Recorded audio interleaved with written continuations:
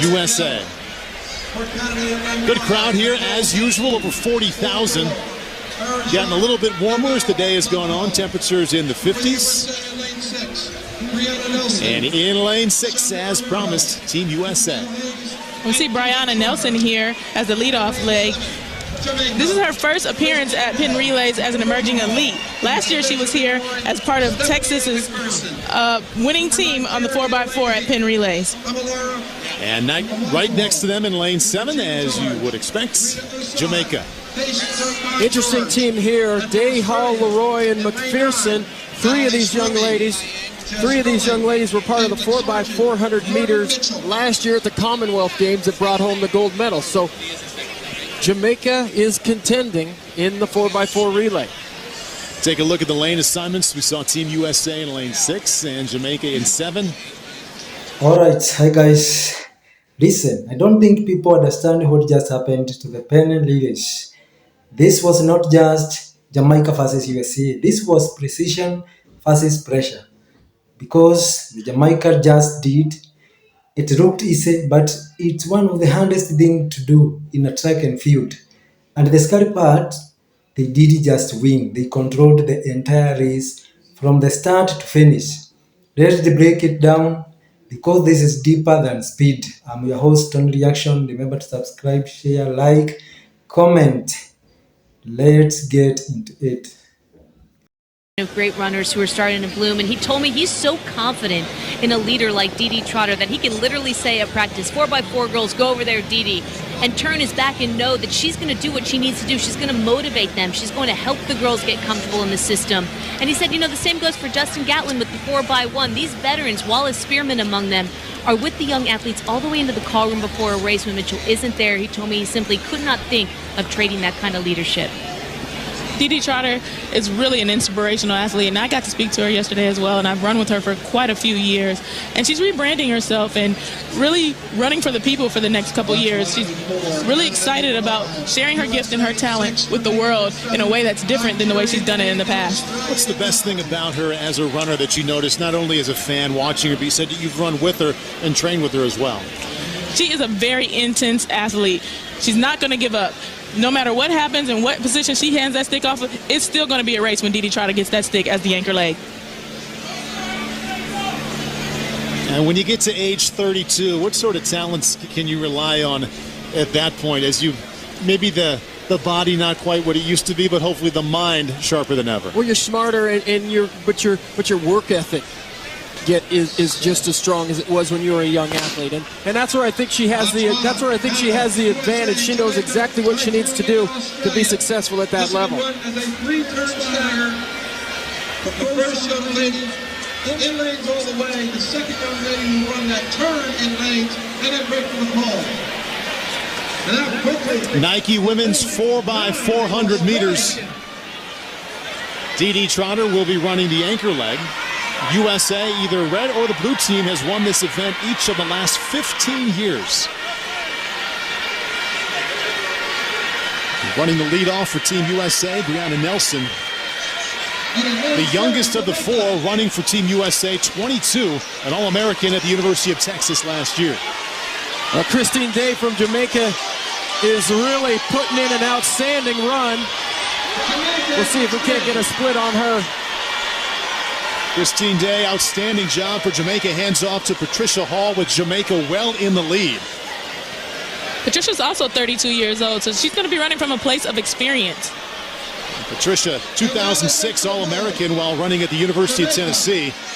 And running in the lead here in the second leg of the Nike women's 4x400 meters. In second place from Canada, that's Fawn Dorr. She was an All-American while at Penn State in the 400-meter hurdles. She's been here many times as a collegiate athlete running that 4x4 relay. Jamaica in first, Canada in second, and Team USA in third.